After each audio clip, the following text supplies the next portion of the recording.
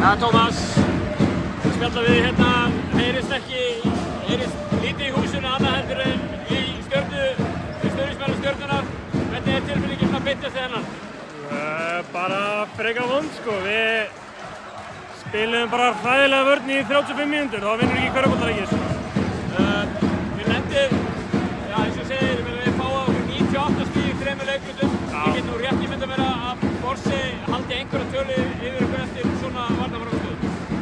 Já, það annað væri ekki eðlilegt, en já, þetta var bara lélegt, en hausinu, það var bara gagn.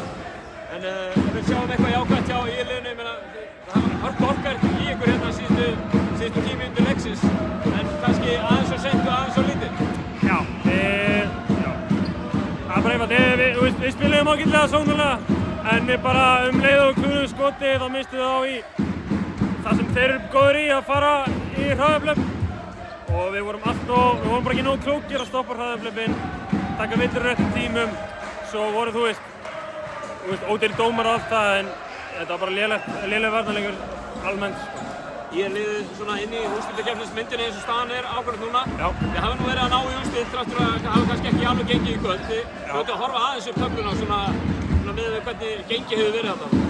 Klárlega, okkur finnst við vera betri en þú veist, nánast öll liðin í þessari deild og við getum unnið öll liðin í þessari deild.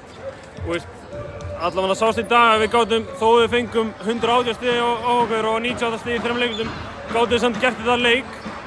Þannig að ef við hefðum spilað bara fína vörn, þá hefði getað unnið þennan leik öll og við getum unnið öll lið. Svona fyrir þið persónulega að vera að koma inn í þetta svona breakout tímabili fyrir þig, þú finnur fyrir því, eða ekki? Jú, það er bara gaman að fá almennilega séns og ég er búinn að vera að vinna hart að þessu, skilurðu. Þannig að ég er bara, sáttur hingað til allavega. Kærar þakkir, Tómas, og gangi ykkur vel. Takk fyrir.